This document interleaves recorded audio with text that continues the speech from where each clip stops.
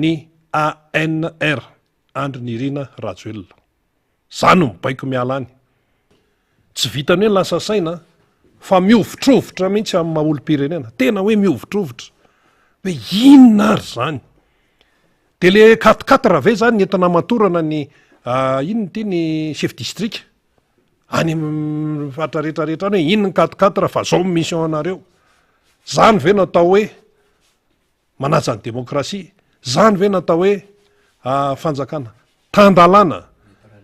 Zany ve natao hoe manaja neutralité, nany hoe tsy fiombana ny aty sy ny ero? Zany ve natao hoe neutralité ny administration? Zay le izy zay. Sotra namana faniry manamafy tsekakety satria fa tonga eo izy. Neutralité ny administration. Chef district zany tompoko dia raharaham-panjakana nataony zany. Fa tsy mpanantanteraka baiko na toko politika. Lao veriny indre-pandeha. Ny chef district tsy mitovy amin'ny gouverneur. Le gouverneur fa tsy araka ny lalam-panorenana fa mody fanina daholo zay tokony hitabataba momba zany. Ny tiako Madagasikara sy mipanohatra no mitabataba hoe tsy izy gouverneur eo. Iny aloha tsy resahantsika. Fa ny chef district hatram'izay amina Madagasikara, ny administrateur civil, misy syndicat zareo ary efa nisy fotoana nampiakapeo ny syndicat ny administrateur civil tompoko. Hoe avelao ny administrateur civil anao ny asany fa aza anaovana taingombozana aza atao ampidirana resaka politika. Koe rehefa rianina mangataka autorisation de omena fa rehefa rianina de tsy omena. Ohatr' zany an'io zavatra io zavatra hita zany. Sika samy malagasy eto ihany no famely eto. De fa main sasany any ambadika any de manao zavatra tsy voahevitra. Lasa mampiasa ny raharaham-panjakana. Ianao ne vao miteny hoe raharaham-panjakana hoe fitokanana zava-bita de ny dikan'izay fanjakana egalina inona? Vahoaka malagasy. Raha mitokana ianao zany de an'ny vahoaka malagasy fa tsy an'ny TGV ny zavatra tokananao eo. Ka maninona anao ratirantinao ny lokon'ny TGV ny orange? Le izy misy dikany daholo hoe amin'ny fotoanan'izao zao no loko atao. Amin'ny fotoanan'izao inona le zavatra banjinina? Zavatra banjinina de hoe ohatra hoe fitokanana zava-bita. Zava-bitan'iza? Zava-bita amin'ny fanjakana. Ka io zava-bita amin'ny fanjakana io ho aniza? Ho an'ny vahoaka malagasy. Asa zay tokanany eo na lalana 100 metatra tokanany eo na EPP lazainy hoe manara-penitra na toeram-pitsaboana zay tokanany ihany tokanany. Fa raha vao resaka hoe zava-bita amin'ny anaran'ny fanjakana, volam-bahoaka no nampiasain'ny sy ny mety hoe fanampiana va nivelany ihany de any vahoaka malagasy zay. Ka maninona ianao no tsapianao, tengenanao, ampiasanao an'ilay loko izay manasongadina toko politika anankiray, manasongadina firian-kevitra politika anankiray. De gaga ny olona maninona ny birao-mpanjakana ny lokolokonao orange daholo sy ty vody tamboho rehetrarehetra ty. Raha vody tamboho moa tsy mbola azo leferana zany fa birao-mpanjakana zay birao-mbahoaka no lokona an'ireny. De tsisy miteny. Fa zao miteny ny société civile. Tsy mahay nininona daholo ve zany reo société civile mihoatra ny 20 reo? Manao an'izay filazana sy fanamariana izay. Tsy mahay nininona daholo ve reo? Tsy mahay lalàna daholo ve reo? Matoa miteny an'izany. Fa iza ny mahay eto de iza ny tsy mahay? Fa le milaza ho mahay indray no hita hoe tena tsy aran'le izy na fantan'le izy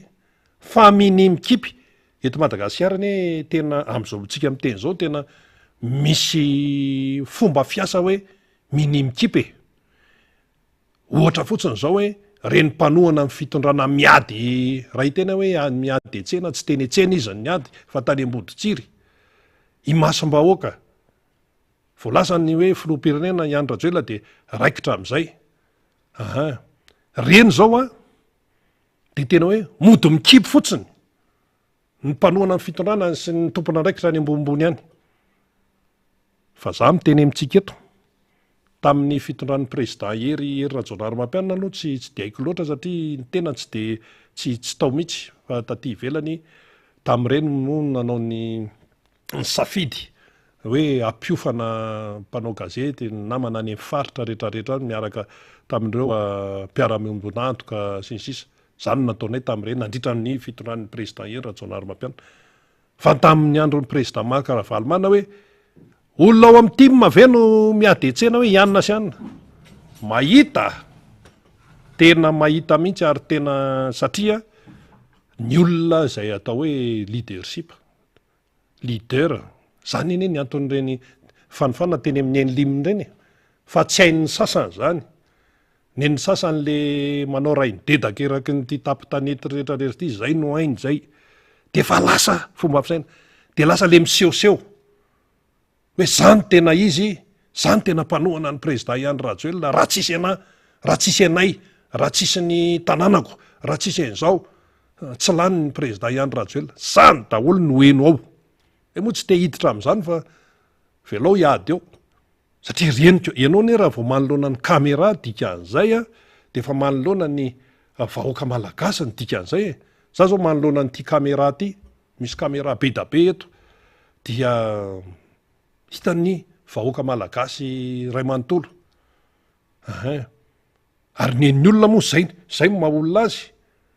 raha misy zavatra tsy mety kely zany ataonao ino ny tena tadidiny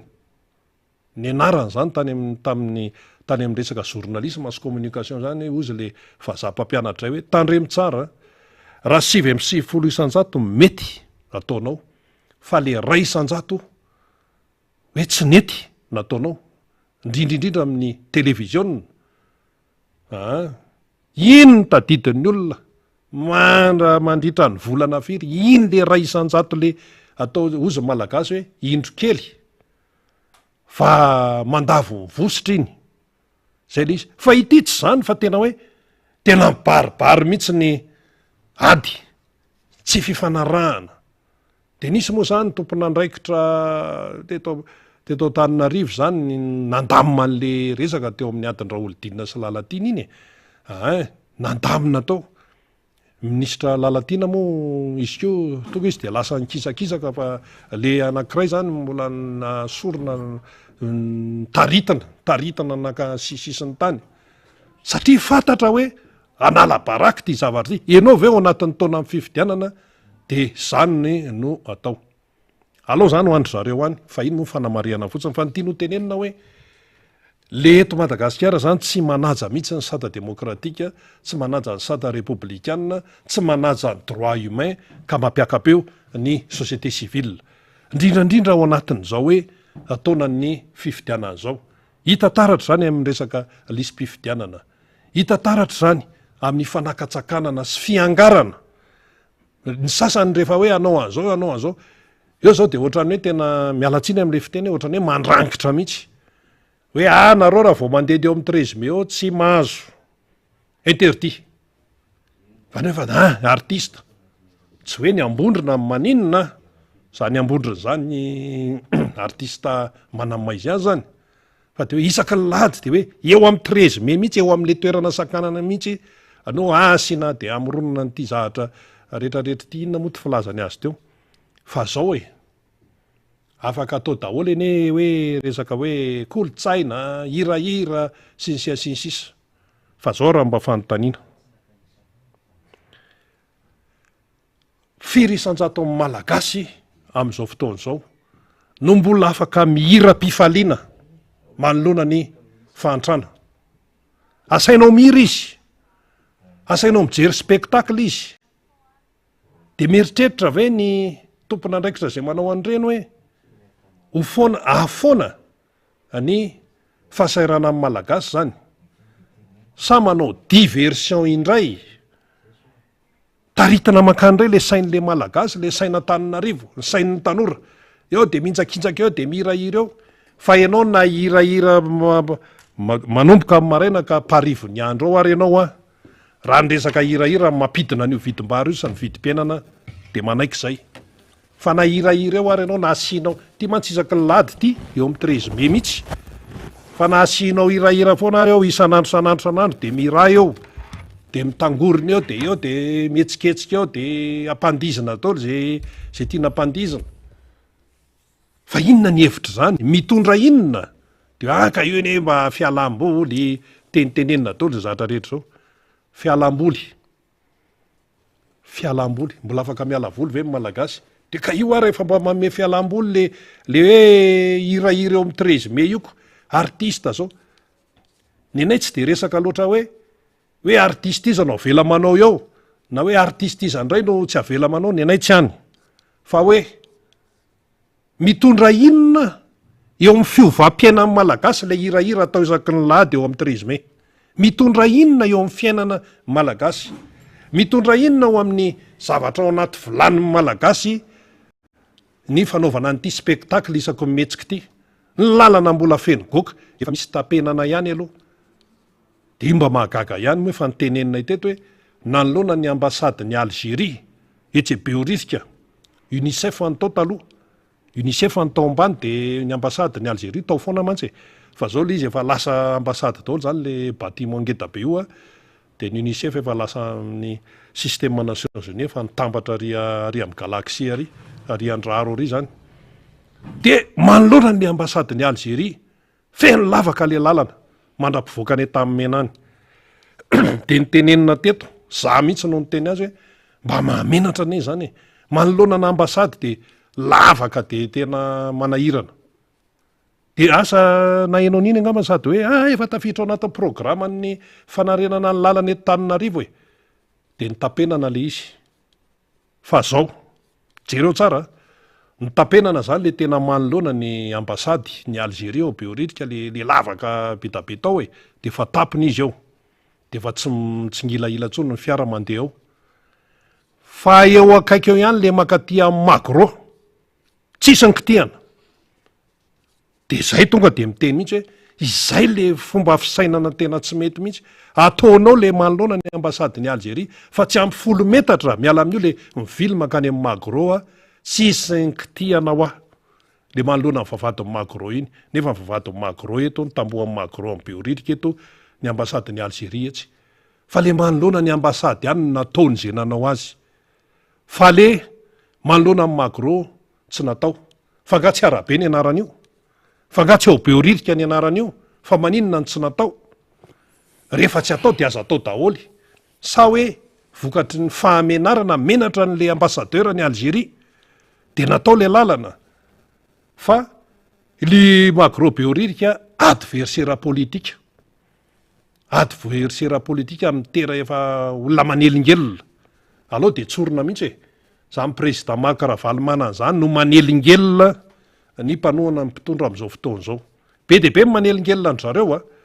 fa ny président Marc Ravalomanana sy ny momba azy manelingelina andry zareo io. Zany daholo ny tenenin'ny olona. Ka rehefa tonga amin'ny fifidianana de ataovy amin'ny fomba rehetra mihitsy. Zay ahatonga an'izany hoe président Marc Ravalomanana zany tsy ho tafaverina eo amin'ny fitondrana. Zay le tsy mampahita tory ny sasany zay. Zay aloha mahita tory. Mipanoana ny président Marc Ravalomanana mahita tory daholo fa iza ny tsy mahita tory amin'izao. Na mahita tory fa manofo ratsy ohatran'ny Farao. Enjehany eritreriny de manofo ratsy. Manofo an'ity omby mahity de hoe fa ahoana de avy eo de tsy mahita tory. Ny sasany ane tsy mahita tory, tsy mampahita tory azy de zao. Nampanantena ny tisy, nampanantena kintana sy volana. Fa fahatrana mangitsokitsoka no hita. Fahampitehana hatramina kolotsaina malagasy potika. Tena hoe fahampitehana manara-penitra amin'ny misy eto. Le fifidianana nefa tsy maintsy atao. De mihodina eo ka mihodina eo. Herinao zany hoe ndao anao teteza mity alao ahoana ny fomba nitarana ny hoe rehefa tena tsisy fika tsony de ataovy daholo alefaso mibaiko. Tsy maintsy atao zay alany any ANR zay mibaiko Zay le tatitra nentin'ny président Marc Ravalomanana hoe avany Marolambo. Ary isika mino fa tsy amin'ny Marolambo rery. Misy an'izany fa any amin'ny toerana hafany. Io anie na fempena raha mivoaka foana e. Ry zareo ao anatiny ao ihany mamoaka an'izy nisy an'izao tato, nisy an'izao tato. Tsy hoe misy pitsikilo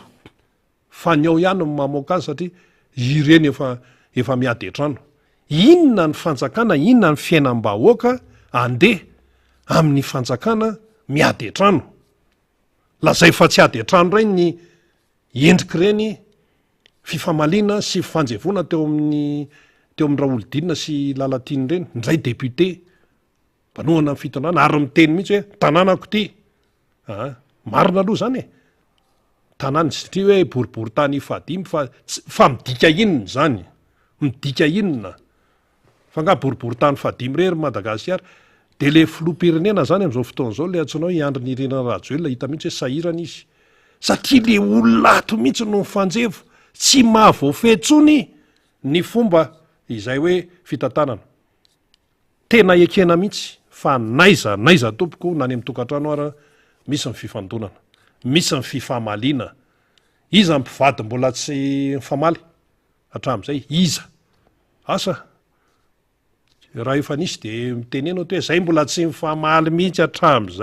hatramin'izay. Iza no hoe ray aman-dreny sy zanaka mbola tsy nisy famaliana na andeha atao hoe tsy famaliana fa resaka hoe ady hevitra mafana, miakatrakatra ny feo sy ny sisa. Iza ny mpiray tapo mbola tsy mifamaly. Fa zany rehetrarehetra zany, iza ny any amin'ny antoko politika mbola tsy nisy famaliana mihitsy teo am'izay mpikambanao na any amin'ny birao politika eo misy zany, aza mandainga fa misy zany. Natao amin'ny timora misy famaliana, tsy mampanina mihitsy miteny zany. Na ny atokon'ireo laratsiraka any misy ny famaliana ny atao hoe ady hevitra mafana. Aiza koa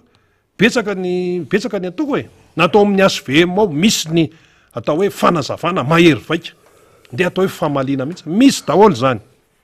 Fa zao zany raha tokantrano any ananany tsy tokony voaka ny rindrina efatra zany.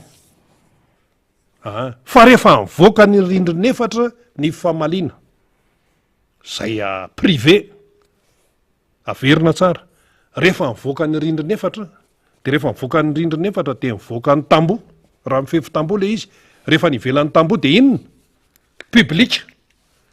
Dia midika tsy fahaiza-miaina zany, midika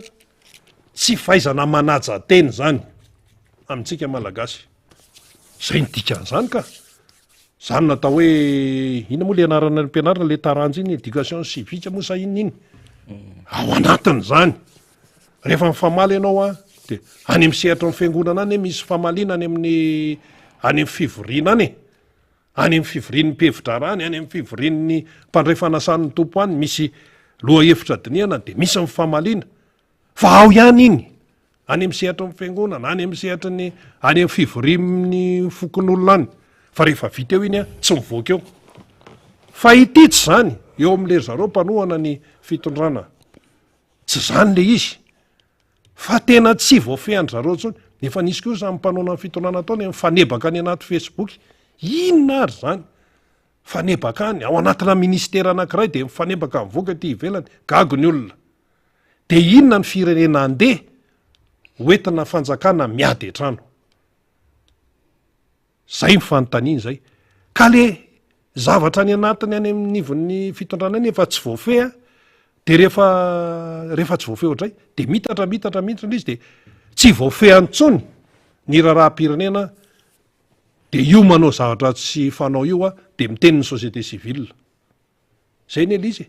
Misy fiatraikany amin'ny fiainam-pirenena ny tsy fahaizana mifehy, ny tokony ho fehezana, tsy fahaizany manam-pahefana mifehy, ny fahefany de lasa miborioka any amin'ny tsizy. Président Marc Ravalomanana zao maraina teo tany Ambohipo, araky ny vaovao re, tany Ambohipo misy sary any. Tonga de mijeriny any amin'ny fokotany any amin'ny resaka lisam-pifidianana io. Raha ao le sary efa milasaka any aloha de alefaso namana teknisiany satria zay ny toromarika azo eto. Tonga de mijery. Aiza le sary? Raisana ny andraikitra de tonga de ny président Marc Ravalomanana mihitsy no manome modely. Tsy mandry andro, tsy mandry andro. Vao maraina io Vao maraina io tonga de teny Ambohipo izy. Ambohipo zany boribory tany faharoa zany any amin'ny député Rastany zany. Mijery ny lisy mpifidianana eny anivon'ny fokotany eny. Raha ohatra moa efa vonona l izy de alefaso aloha mba hitan'ny olona, mba hitan'ny vahoaka malagasy hatrany ampitan'ny ranomasina any manaraka Facebook sy manaraka ny YouTube.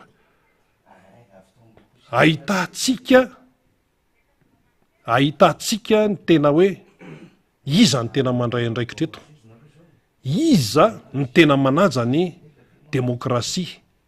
ary iza ny tsy manaja. Zay le fanontaniany zay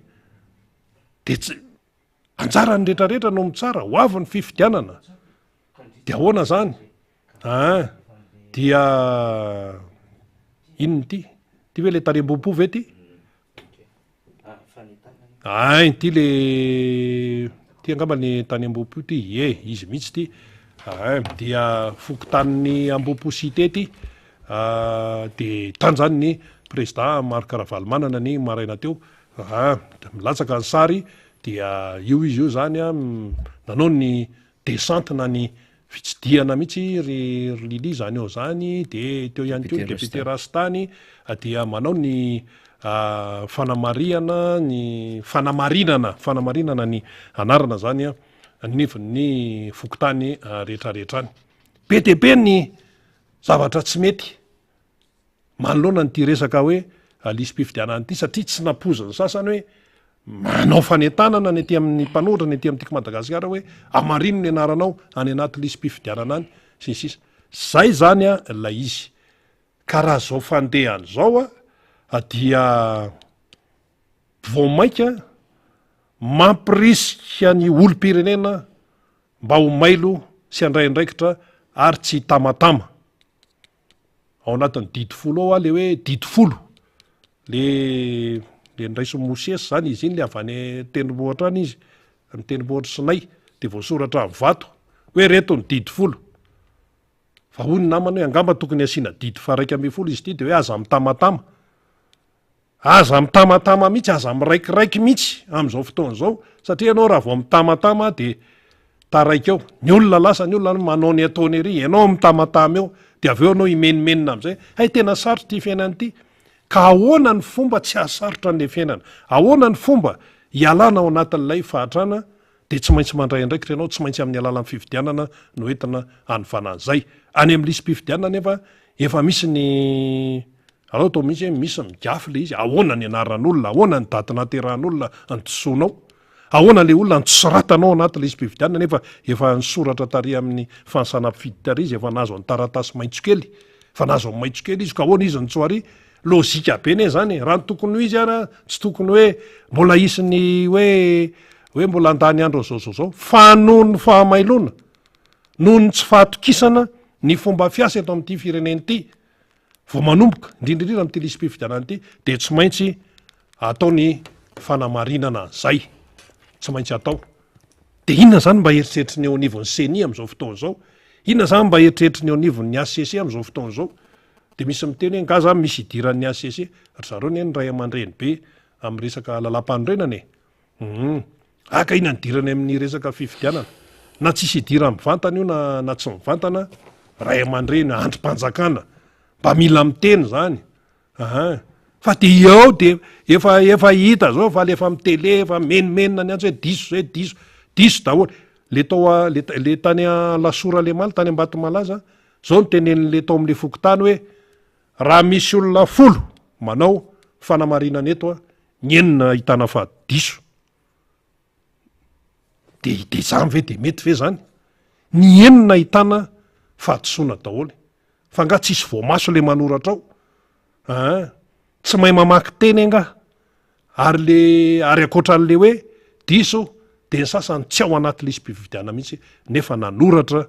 mazava tsara zany de lasa merde le olona ndanandray manao an'izao atao réclamation manao an'ty raha ny tokony izy raha hoe tena hoe misy fahadisoana tsinahy raha misy olona folo tokony roa farafahabetsana na hoe ray raha io mpanala baka sy mpanala BPC efa kaiky zao CP fanadinam-panjakana tosoy daholo ara ny anaran'ny ankizy eo jerevany de tosoy le numéro le tiana tenenina amin'ity fifidianana ty zany hoe le numéro karapanondro de raha raisitsika zany any am'fanode dosoa ary le numéro an'le mpianatra fa tonga de misavoritaka ambony ambany hoe izy ty sa tsy izy ty maninona ny any am-pikarakara fanadinana no mahavita tsy misy mandiso ny anaran'ny ankizy sy ny tanora malala fanadinana indrindra ny any am'le numéro ny anarana ny any am' salina hoe zao ny salina misy ianao de mipetraka tsara mazava eo maninona ny mahavita an'izany ny mpampianatra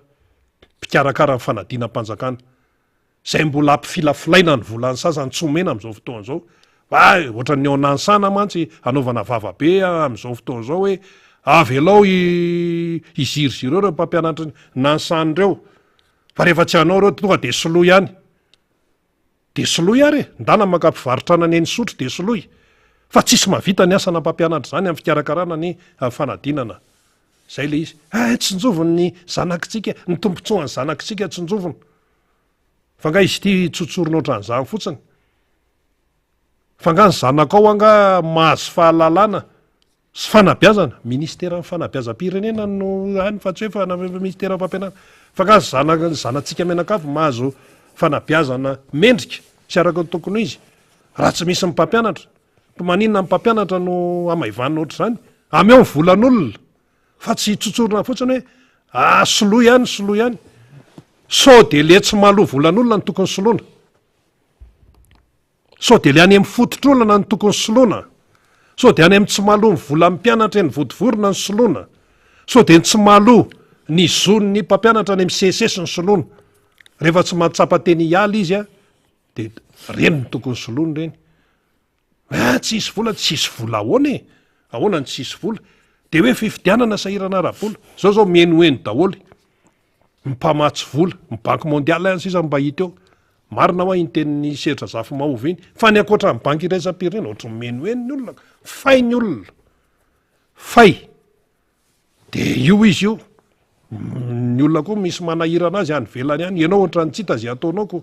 zao resaka Chine sy Taiwan ndray ny tena mandeha ny velany any hoe ho tafihan'ny Taiwan sa tsy ho tafihana ny any Ukraine mbola tsita zay fefarany ho ady eo ny Ukrainianina tsy manaiky keo zao ny any Soudan misy generaly anankiroa sa zany ny tadavitsika hitrangeto Madagasikara ary tandremo ny zavatra tsy voahevitra kely fotsiny miteraka zava-dosa io resaka lisy-pifidianana tsy mandeha amin'ny laoniny io fa disoina diso ahoana reny mety efa rany io zay aloha tsy hiteny zay tsy mpaminanika hoe zao mitoyany fa nahirana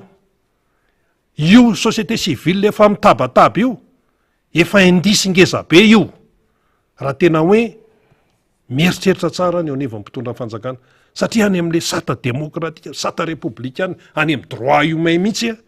no tsy mandeha am'izay loany eto Madagasikara nefa taona mpifidianana misy fiangarana ahoana no any oniny atoko politika ny heviny raha sakananao atsy sa ho aiza ary le olon'ireo aiza izy ny aneo hevina tsy maintsy any anaty anina ianao nefa ery tapahanao ny lalana ohatran'le teny atsimon-drano manao zay tianao atao ianao zao anao miantso artiste eo amin'ny 13 mai manao zay tianao ataonao zao ny tianay ny atoko politika zay asany zany fepehezinao zao menomenina ny iny ty atokony ajo andrenaina ary velo ty menomenina satria sakanana tsy sakanana ary de zany ve de mba mety miaraba namana faniry tonga eto amin'ny fandarana miara-manonja eto amin'ny MBS Radio Mada zany ny fandehany namana faniry zany izy zany dia ahoana ny fandehany eo ary ianao raha teo mpamakafaka politika miarabanao ndao ary miaraba rena sady misaotra tamin'ny fitantanana ny fandarina hatrany maraina ny omaly ihany ko satria ny tena mosy teo fa nanao terrain de miaraba mifaly sy josoa ambadika ao ny namanany amin'ny Radio Mada ry Nomsa ry Malala ry Robena ny mpiara-miasa amintsika rehetra zay anisany mapita ny resaka voizitsika antsary sy amin'ny feo ry Jean-Claude sy ry Radany ao ambony ao ry Zoaga ry Tately melipatrana ihany koa ny ekipa mandrenana Madagasikara de arabaina daholo sika ho anao mpanaraka ity fandarany ty naiza misy anao zany de tsy adinonay ny resaka tena amin'ny akabeny manodidina an'le tontolo mpifidianana daholo satria mitranga le fanapozina fa tsika moa zany ao anatin'ny fialananenina foana rina sika koa ao anatin'ny izay hoe fikaroana zay mety ho lalana mba metimety kokoa atonina ny fivoahan'ny firenena ao anatin'izao krizy lavareny zao satria krizy any zao ihany atsika zao hoe fa petsaka ny zavatra zay tena hoe inina fanainina ny tenindrina teo manko zany de hoe le anomalie tsy fahatomombanana ny anomalie maro za de rera zany anatina anomalie ohatran'izao zany ny misy ny isin'ny fahadisona anatina tsy fahatomombanana ohatran'izao dia raha ohatra izy ka mihoatran'izay hoe de misy anjato zay de fa tsy fahaizany zany fa tokony ho latsaka ny de misy anjato zany le izy raha ny tokony izy fa raha ny fijery azy amin'ny akabeany voaniainga tany am'ilay hoe 13,5 ny objectif cartographie-ny Instat 14 millions zany hoe ireo zany no ampitaona teo nivon'ilay fanadiadiny Instat ka raha iny fanadiadiny Instat reto ny ampitaona dikan'le ampitaona zay de zao afaka mifidy izy zany iny 2018 iny 2019 rina ity tsika manao refonte 2023 mametraka objectif 13,5 électeurs le fitondram-panjakana tsy mety mahita savolaina vao tonga any amin'ny 9,600,000 électeurs tamin'ny élection 2018 9,900,000 plus de blanc 8 millions zany tena mpifidy araky ny tokony izy maherikery ty tsika tenena am'zany de hoe voaniainga mihitsy nylay endriky ilay fanisana am'le asan'ny leseni de efa tonga de efa bankal le izy efa tonga zany de efa tonga de inona moa zany efa tsy mandeha any am'le lalany tokony izy fa am antoko politika ny antoko politika de miezaka foana zany miditra ao anatin'izay hoe cadre légal zay inona moa ny cadre légal rina de élection zay ny nambaran'ny texte zay nge mivoaboasantsika teto foana misy possibilité telo nambarany lalam-panorenana anticipation élection anticipée zany na élection selon les textes na élection zay miembotra zany iny cas de force majeure iny fa itsika miadevitra tsy ao anatin'le fiemorana na le anticipation zany hoe anticipé fa ao anatin'lay ambarany lalàna selon les textes zay ny adevitra resantsika eto reny ka raha miresaka an'zany adevitra antsika de te apiditsika ny aminy hoe misy fanapozan-javatra miseho eto kanefa ihany ko misy fanainina be da be zay nge ny tena loza aminatin'le izy na mety hoe fanatanterahana baiko avy any amin'ny tsy fantatra any reny zany ao anatin'lay endrik'lay fanainina mba hazona manao an'le fraude roa manko ny élection na izy anomalie na izy fraude zay le izy ka ity efa tsy anomalie tsotratsony ty fa efa fraude ty fraude manara-penitra zany zay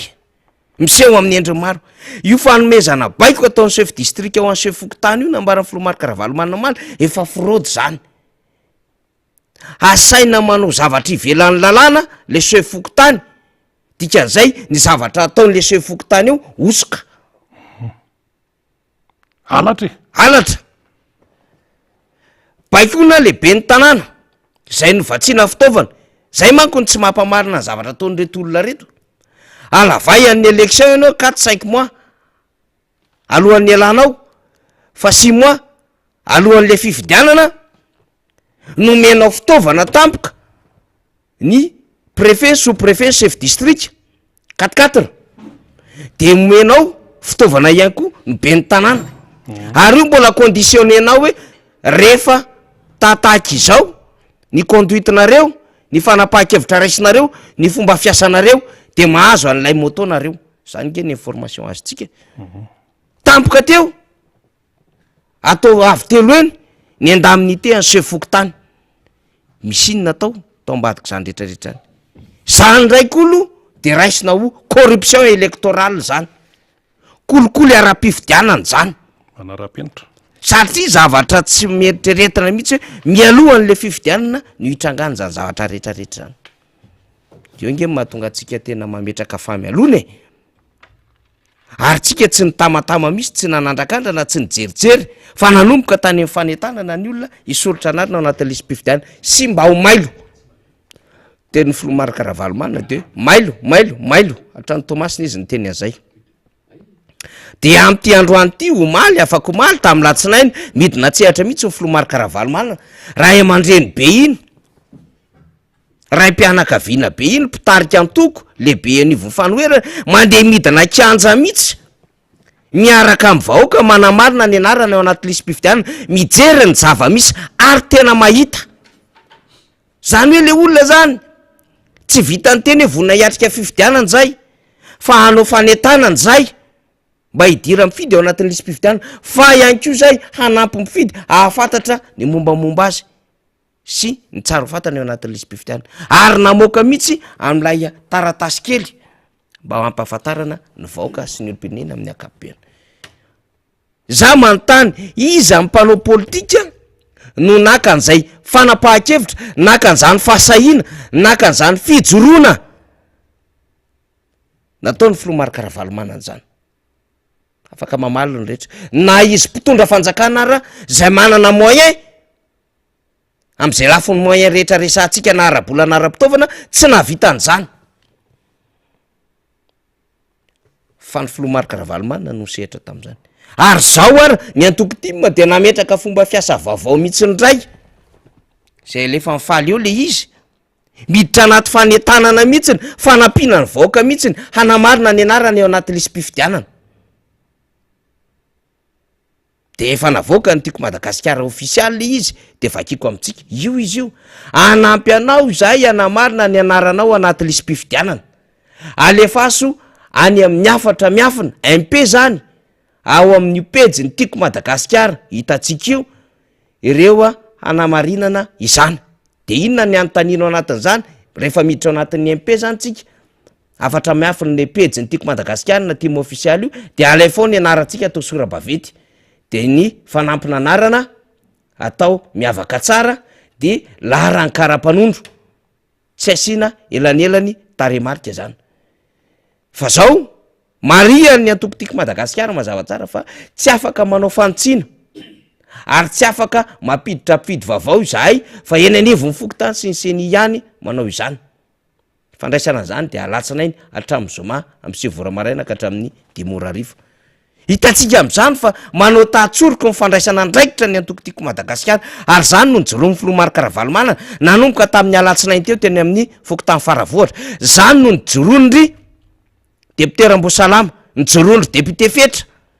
zany no nijoroandry député Jery Omaly tany Ambatomalaza am'izao marainy zao raha mifantatra anymerika sinina zareo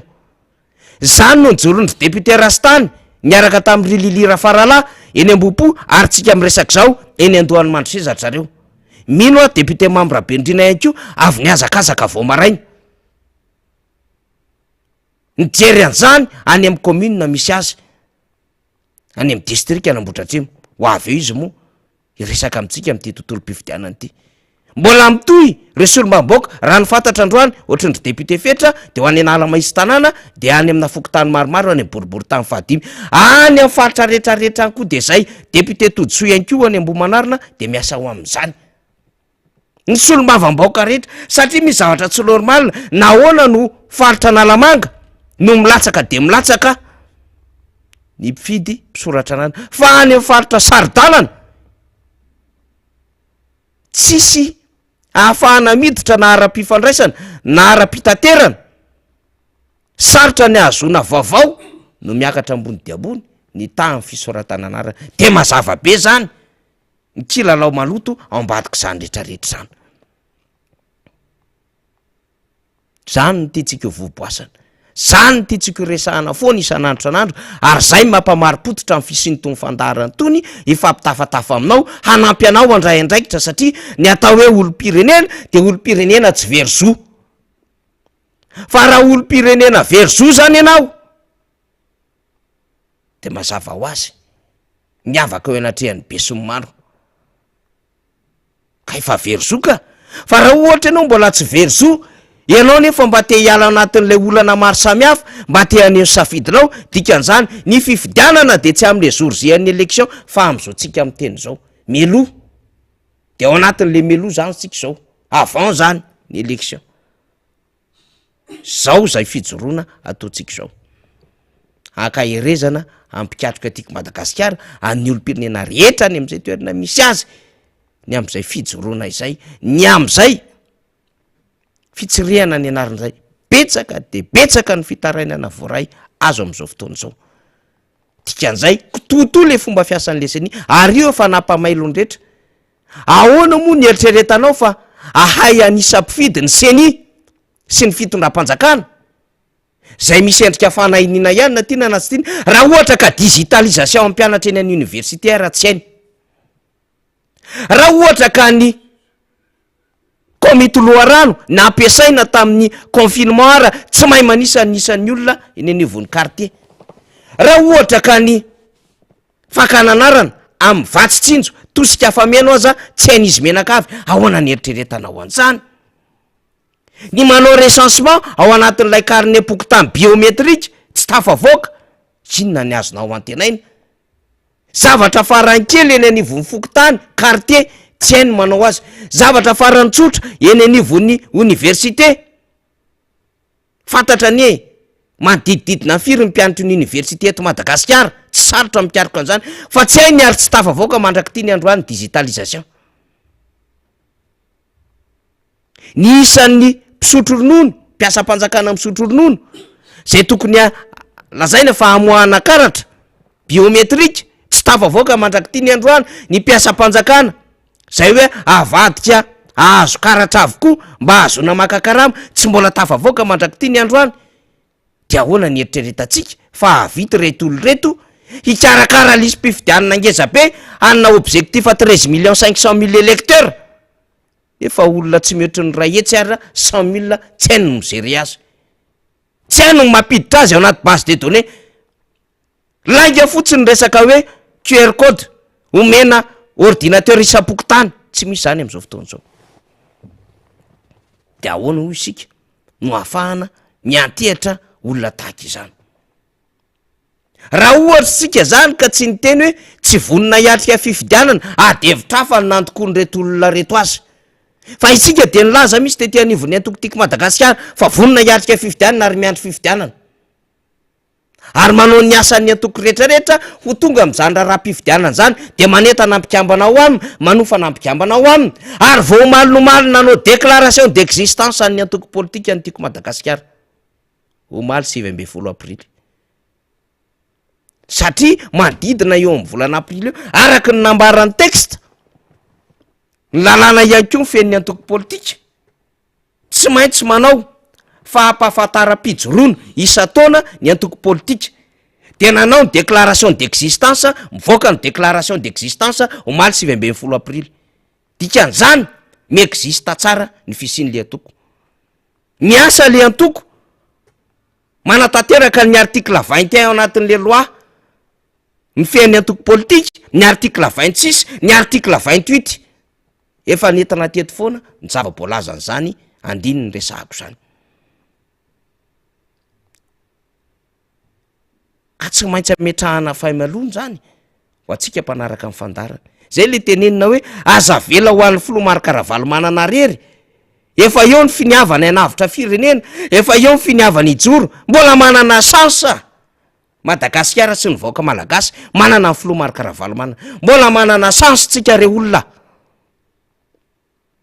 tena mbola manana vitana lehibe mbola manana ny filomarikaravalo manana aminatin'izao situation de crise mafy be eto Madagasikara zao irereatsika malagasy zany irerean'ny pray atoko aminy irereany reo alie objectif aminy na ny RMD na iza mbola hoe misy an'iny ray aman-dreny iny mbola mijoro am'izao fotoana zao ary tsy mandry andro tsy mandry alina miresaka misehatra iraisam-pirenena manao antso avy vatsio hoe vola hatram'izao mienahena ny sehatra iraisam-pirenena miantso ny olo-pirenena ndao nareo misoratra anarana ity natao efa ao anatin'le andro migaingaina be iny tsemboka zany filomarikaravalo manana ditongotra tsy fankahitana manao an'izany ezaka rehetrarehetra zany inona ny antony satria fantatra fa zao misy komba iombonana eto teny hahafahana mba mamoaka n'le Madagasikara ao anatin'zao a irifirim-piainana zao sy le malagasy ka zay mbola tokony ho ararotsitsika zay de anao olom-pirenena zany aza vela ho an'ny Filomarokaravalmanana aza vela ho an'ny antokotiky Madagasikara aza vela ho an'ny birao politika sy ny olom-bofidiny antokotiky Madagasikara zany fijorontany fa mandraisa tanany ianao nafinaritra mihitsy misy namana nyresaka tamiko maly tato anaty MP tato tsy hanonona ny anarany a fa mafinaritra tamin'ny zavatra andesahany de zao raha misy zavatra tokony hijoronay ranga de atso zahay ezaka ny mamaky an'le izy amanko atso zahay am'izay zavatra tena mba tokony hijoronay zahay efa miasa ty amin'ny fokotaninay ety fa raha toka misy zavatra mainky hijoronay any de etsoy na mora na misarotra na amin'inona fa efa fanavotam-pirenena ty voaraitsika zany le hoe fifidianana fanavotam-pirenena izao zavatra ataotsika rehetra zao tonga am'izany fanentanana zany de atao hoe fanavotam-pirenena mbola hiampy zay fanazavana hoentin'izay satria efa hiditra ny député membre Bendrina fa teteny amintsika fotsiny aho hoe any am'izay toerana misy atsika rehetrarehetra any de tena mijorotsika tena mijoro olom-pirenena fa tsy mijoro vahoaka ny vahoaka de etiketina fotsiny eo lalalovina fotsiny eo atao am'izay mety mafinarinaritra fotsiny eo fa rehefa olom-pirenena ianao de afaka mijoro mandray fanapahan-kevitra afaka miteny ianao afaka midikiny ianao ary afaka ihany keo ianao maneho ny hevitrao sy ny safidinao amin'ny vanim-potoana rehetrarehetra ahafahanao manao an'izay zay le olom-pirenena sady tompona andraikitra amin'ny mandray andraikitra zay a no fampidirinako ao anatin'ity fandarana ty fa député membre Bendrina moa ambadika eo fa eto aloha zany a de mampita hafatra ho atsika ny faritra varatry ny nosy sava indrindraindrindra ny atao hoe sava zany a dia Sambava Antala Vohemara Andapa ireo distrika efatra reo a no mitambatra hazona faritra no nahazona ny faritra sava ka ho atsika ny sava zany de ao am'ireny vohatry sava ao Sambava nisy fotoana ny teny Antala ohatra ny disdis kely tam'izay fotoan'izay fa adiniko ny alatsiny tamitsika zany fa Sambava ny reny vohatry sava dia ao Sambava no anaovana n'lay etsika amby sabotsy zao zay congrès party ny antokotiky Madagasikara any amin'ny faritra sava iny dia ao amin'ny trano malalaka ny cercle chinois any Sambava no anatanterahana azy a de efa misy ny fandaminana zany fa ho atsika zay mare am'izao fandaharana zao zany de efa miomantsika fa misy ny fandaminana ho am'izay hoe congrès party ny antokotiky Madagasikara any Sambava izay de mazava ho azy arak'izany efa misy andreo solotena paritra zany zay avy amin'ny distim comtim fokotim zay anao ny fandaminana ho avy any toerana ho avy any araka mifandaminana ny Front National ny antokotiky Madagasikara Andriamatoa Marokaravalmanana ary ireo pikatroka zay mazava ho azy ao anatin'ny birao politika an'izany antoko izany hoetiko eo ihany zay fanentanana samy hafa izay fa amin'ny akabeany dia mampiomana atsika any amin'ny faritra varatry ny nosy indrindraindrindra faritra sava satria moa ny faritra de misy roa sava sy diana izy atia misy an'ny Degona Antsiranana misy an'ny Nosy be Elville misy any Ambanja misy any Ambilibe reo zany no distrika efatra ao anatin'izay faritra diana zay mbola ho avy ny anjarany diana fa ho an'ny savalo ity resahantsika ity zay amin'ny akabeany fa efa tonga eto akaiky eto ny député misy miantso koa egony ty miantso ty fa mbola député membre Bendrina zao ndray tsika moa zany vao tafiaraka satria mbola tany mpanaovana hiraka tamin'ny heriny toy zao Andriamatoa Solomavamboaka de androany tsika zany no tafaraka eto amin'ity toerany ty mino a fa betsaka ny vaovao azo resahana afaka mandaly kely ny tamin'ny Morondavitsika ianao tany etoerana nahita niatrika ny zava-misy ny raharam-pifidianana amin'ny savorita keo tanàna tsy hita nonony ady hevitra rehetrarehetra momba azy mitaraina ihany koa ny KMF no hoe tsy mety io fanokanana ataonareo mpitondra fanjakana amina lanonam-panjakana io fa efa tena fampelezakevitra melony fotoana io ary ao anatin'ny fahasairanam-bahoaka nareo mandany vola be maro be ny vaovao mandeha am'izao fotoana zao fa na izany naty zany aloha arabaina de sy teka namboatra atrimo satria navita ihany ko nareo nametraka ny mpikatroka ao anatin'ny rafitry ny antokotima ao anatin'ny commune Talatamaty tamin'ny faran'herinandro teo député Mambrabendrina. Misaotra name fitenenana miaraba faniry a miaraba atsika rehetra ato amin'ny studio ato a fa indrindra miaraba ny mpanaraka ny fandaharana araka ny voalaza ny faniry teo a tsy tetotsika tamin'ny heriny fa efa andalana nidina nakany Morondava no ny elanela tany eny ny ora ohatr'izao mbola nisy fivoriana natrehana tamin'ny heriny maraina teto Antananarivo niarahana tamin'ny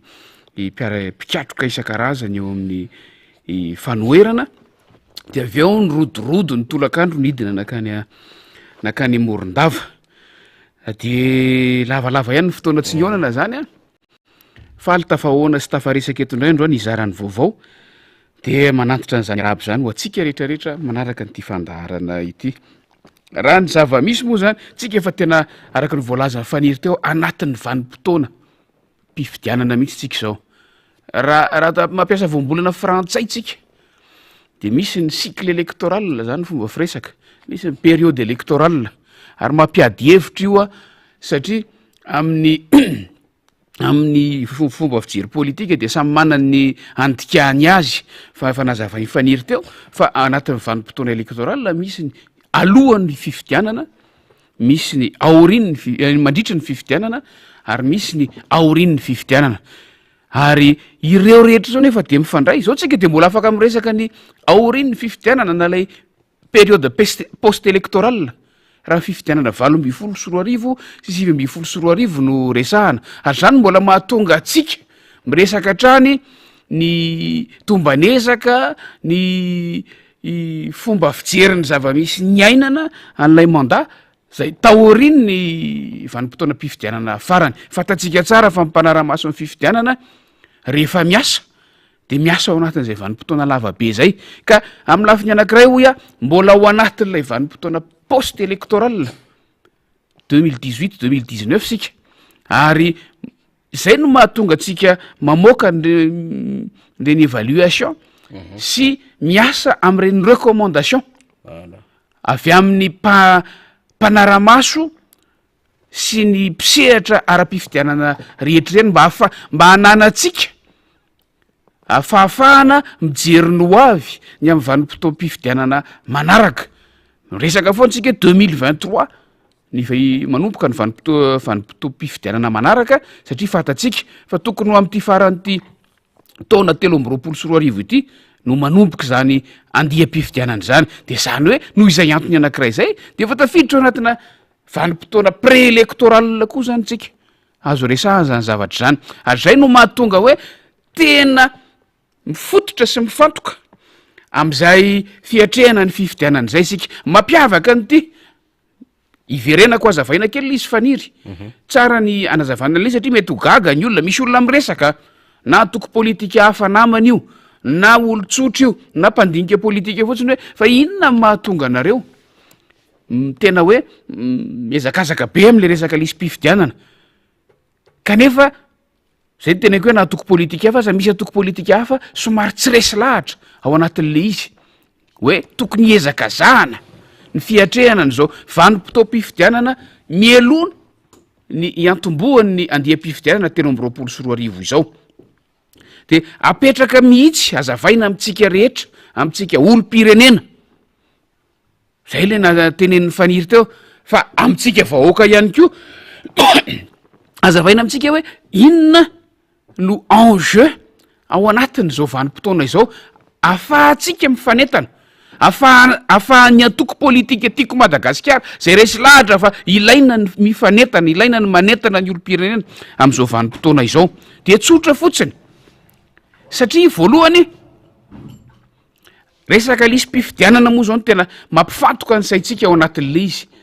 voalohany ilay atao hoe refonte totale ndresahana teo na fanavaozana tanteraka ny lisy mpifidianana de midika fa foana tanteraka ny lisy mpifidianana tany aloha ary ny refonte totale lalàna no mametra an'io averina foana zany marina fa maro amitsika efa mahalala an'izany kanefa mba ahafahana mampiditra any an-tsainy olom-pirenena tsirairay avy ny mahazava-dehibe any ezaka atao am'izao vanim-potoana izao de ny fisin'ilay hoe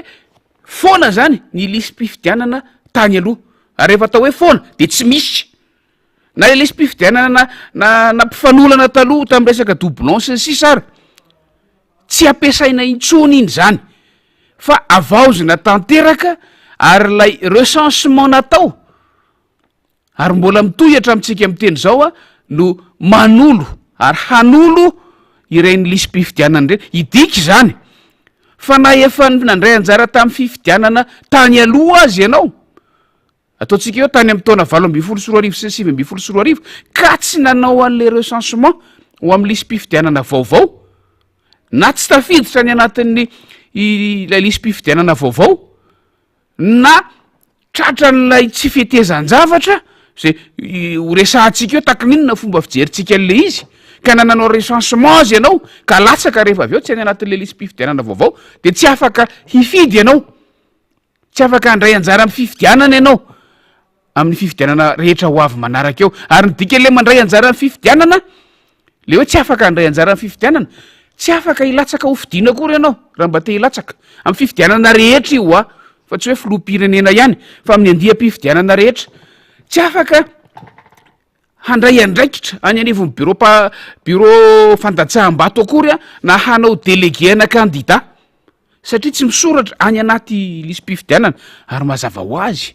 fa tsy afaka handray anjara amin'ny fifidianana sy tsy afaka hanao fitarainana raha mahita zavatra tsy mety eo amin'ny fifidianana azo everina zany fa karaha-mpanondro ray faharoa zay no ilazako azy kanefa karaha-mpanondro ray natokana ho an'ny fandraisana anjara am'ireo endrika rehetra nylazaiko reo amin'ny fifidianana ny fahafahana misoratra na ifananana ny anaranao voasoratra ao anatin'ny lisym-pifidianana vaovao zay arafitra am'ty ndray mitoraka ity zay no mahatonga tsika zay no mahatonga ny atokotiako Madagasikara tena sarotiny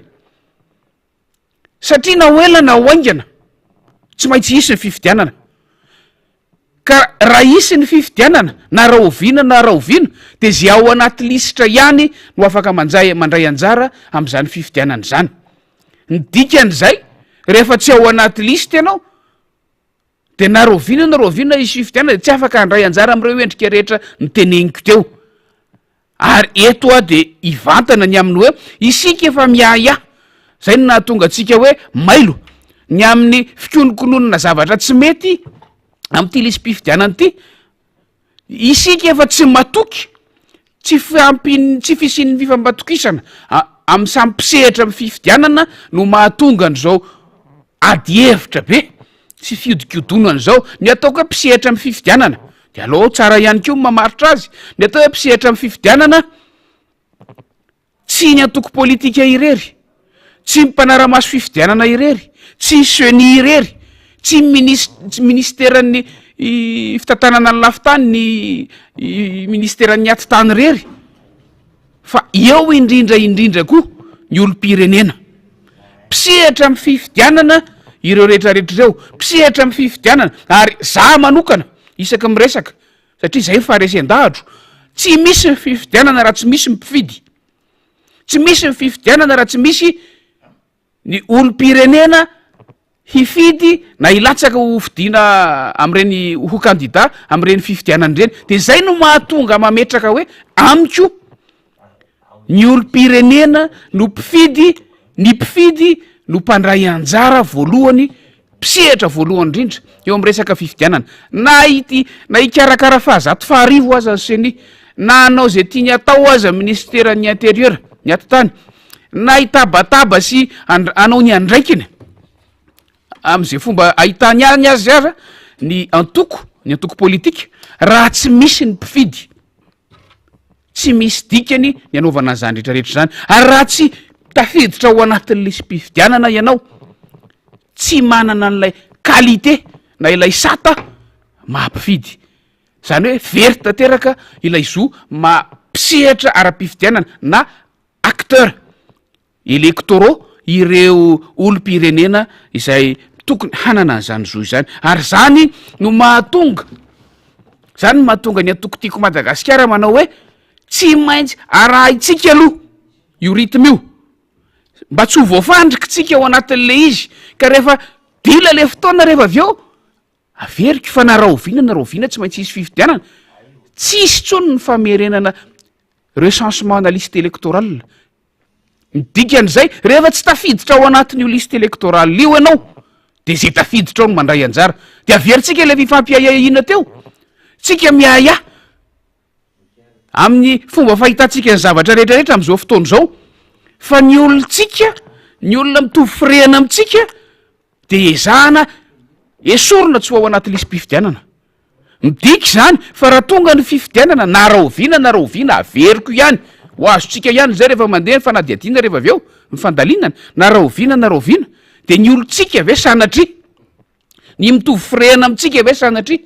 no tsy afaka handray anjara am'izany fifidianana zany amin'ny endrindrehetra satria tsy tafiditra ao anatin'le lista de zay no mahatonga atsika miazakazaka be zay no mahatonga ny filo marikaravalo manana tsy mipetraka mihitsy manao ohatra sy mijery eny atoerana ny zava-misy mahakasika an'io lisy mpifidianana io de zay no mahatonga ny tompon'andraikitra eo anivon'ny antokotiako Madagasikara ny solombavam-bahoaka rehetra moa zany zao no manao an'io asa io mitarika ny fanaovana an'io asa fiazakazahana io inona le asa maika be zay resahantsika am'izao fotoana tenenina zao tsara angamba faniry a averina kely ihany ny tety andro mba ahafahantsika mahalala sy mifatoka tsara ao an-tsaintsika olom-pirenena averintsika ihany ny tety andro zay mivoaka mahatonga atsika miazakazaka tsy maintsy ajaina rehefa nandeha ilay refonte total na le fanavaozana hatramin'ny ifotony ny lisy mpifidianana zay tokony ny farana tamin'ny farany taona 2024 teo dia nanapa-kevitra ny mpikarakara ny voamera-mpikarakara ny fifidianana rehefa nahita fa mbola tsy ampy ilay fotoana fa hotohizana hatramin'ny faharaiky amby 30 ny volana me ny fisoratana anarana fa am'ty indray mitoraka ity isika olom-pirenena no mandeha manoratra ny anarantsika fa tsy ny agent recenseur intsony fa nanomboka tamin'ny fahafito ambin'ny folo ny volana aprily lasa teo zany hoe mbola tsy ampy herinandro zay dia tonga eny anivon'ny fokotany tsirairay avy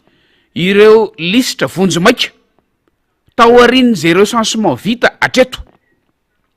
averiko nanomboka tamin'ny fahafito ambin'ny folo ny volana avrily teo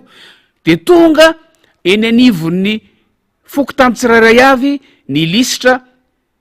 vonjomaika raha misy zany any fokotany tsy manana an'io lisitra vonjomaika io de miangavy anareo zay ilaza aminay aizy io fokotany io a ahafahana mijery zay dingana tokony atao ahafahana mampiseho ny tsy fetezana eo amin'ny fomba fiasa ary ampifahana mampafantatra amintsika rehetrarehetra ny zavatra tokony atao alefako tsikelikely le izy raha misy ho any amin'ny fokotany misy atsika tsirairay avy ihany samy manatona ny biro-pokotantsika ka raha misy milaza fa tsy misy io lisitra io any zay lisy faniry de samy mapita ny vaovao aty amintsika fa manana 20 andro tsika nanomboka tamin'io 17 avrily io ahafahantsika manamarina ny anarantsika tsirairay avy any amin'ny biro-pokotany sy mijery ny tsy fetezana na momba atsika na momba fianakaviantsika na momba ny mpiaramonina amintsika 20 andro rehefa isaitsika io 20 andro